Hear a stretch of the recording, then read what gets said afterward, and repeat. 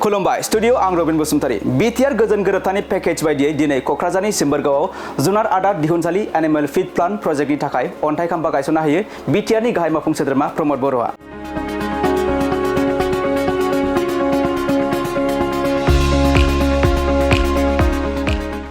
दिनै क'क्राझार सिम्बोरगावआव जुनार आदार दिहुनसालि एनिमेल फीड प्लान्ट प्रोजेक्टनि थाखाय अन्थाइ खाम्फा गायसनना होबाय BTR नि गाहाय मावफुं सोद्रोमा प्रमद बर'आ।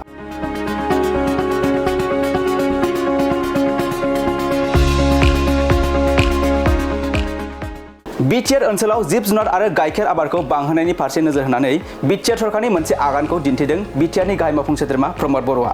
बे हाबाफारियाव बाहागो लानानै बिथाङा बुंदों दि क'क्राझारनि सिम्बोरगाव ओनसोलनिफ्राय माखासे मुंख्लं जानायफोरखौ गोसोखांनानै बड'लेण्डनि गुबुन गुबुन ओनसोला जौगानाय बायदि बेखौबो थांखि लानानै जायगानि दैदेनगिरिफोरजों मोनसे सावरायमेल लानानै एनिमेल फीड प्लान्ट अमा दाउ बोरमा बायदि जुनारफोरनि आदारनि थाखाय मोनसे दारिमिन एबा इन्डास्ट्रि गायसननायनि बाथ्रा साननानै बे हाबाफारिखौ लानाय जादों होनना फोरमायथियो। जिब जुनार फिसिनायाव आदारनि जेंना नुजाथिनायखौ नोजोर होनानै बे दारिमिन एबा इन्डास्ट्रिखौ गायसननो बाथ्रा सानदों होनना बुंथिदों बिथां प्रमद बर'आ।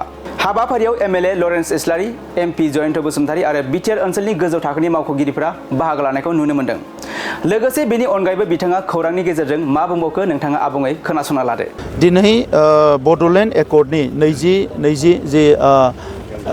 2020 सनाव जे एकर्ड जादोंमोन बिनिनो मोनसे पेकेज हिसाबै क'क्राझारनि मोनसे जोंनि बड'लेण्डनि मैखोम ओनसोल सिम्बोरगाव जि सिम्बोरगावखौ सारा बुहुमनि बर'फ्रानो मिथिगौ जे बेवहाय गोदो सोमावसारनाय एबसुनि साहित्य सभानि जेरावबो सिम्बोरगाव ओनसोलनिफ्राय गोबां अबदान दङ मुंख्लं दङ जोंहा बे ओनसोलनिफ्राय। दा बे सिम्बोरगाव ओनसोलखौ दिनै बड'लेण्डनि गुबुन गुबुन ओनसोला जौगानाय बायदि बेखौ जौगालांहोनांगोन बेखौनो थांखि लानानै जोंनि लकेलनि दैदेनगिरिफोर बयबो सावरायनानै बेवहाय मोनसे जोंनि एनिमेल फीड प्लान्ट जों जायफोर अमा दाउ बोरमा बायदिसिना मिफोरखौ जुनारफोरखौ फिसियो बिसोरनि आदारनि थाखाय मोनसे इन्डास्ट्रि गायसननायनि बाथ्रा सानदोंमोन।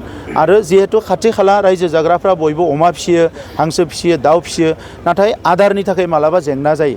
आगोलफ्राव जोंनि मानसिफ्रा जौ सङोमोन जौ संनानै अमानो जाहोयोमोन थास' थारुन बायदिसिना रुना जाहोयो आथिखालाव एसे खमायलांबाय। दा दिनैनि समाव कमार्शियेलि मासे मानै माथाम अमाखौथ' जोंनि आइजोफ्रा ओरैनो फिसिनो हायो नाथाय मासे माथाम माब्रै अमाजों जोंनि रांखान्थिया जौगानाय नङा। दा ओंखायनो रांखान्थिखौ नोजोर होनानै जोङो 20टा 30टा 50टा 100टा जाहाथे फिसिनो हायो बिनि थाखाय आदारनि जेंना जाहाथे जाया बिनि थाखाय नैबे फीड प्लेन्टखौ जोङो मोननै जायगायाव गायसननो सानदों आरो सिम्बोरगाव दिनै गायसनजेनबाय।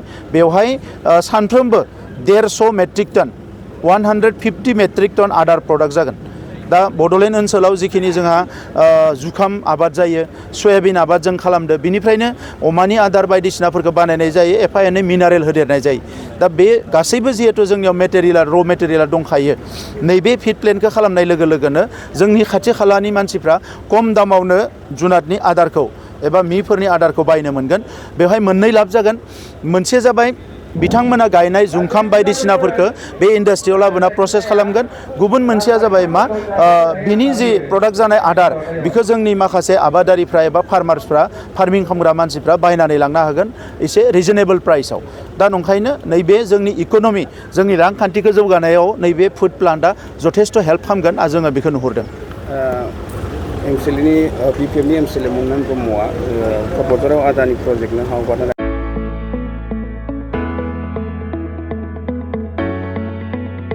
मोनसे गोजोनथाव खौरां बर' सावथुन नायनो मोजां मोनग्रा रायजो राजाफोरनि थाखाय मोनसे गोजोनथाव खौरां। खम बेसेननि गेजेरजोंनो नोंथाङा नायनो हागोन बर'नि गासै गोजाम गोदान सावथुनफोरखौ। बर' सावथुन नायनो थाखाय ओंखारदों मोनसे आंगो स्ट्रिम एप। बे आंगो स्ट्रिम एपखौ नोंथाङा नोंथांनि मबाइलाव डाउनल'ड खालामनानै खम बेसेनावनो बर'नि गोजाम गोदान गासै सावथुनफोरखौनो नायनो हागोन।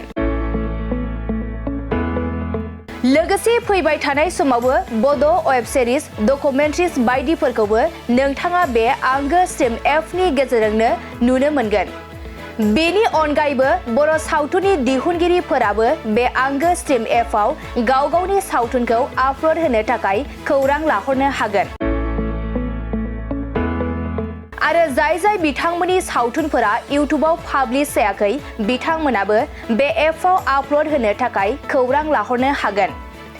बेनिखायनो बर' सावथुननि दिहुनगिरि बिथांमोनहा गावगावनि सावथुनखौ बे आंगो स्ट्रिम एपआव आपल'ड होनो गोसो दंब्ला नैबे 7086320938 जानबुं नम्बराव खौरां लाहरनो हागोन।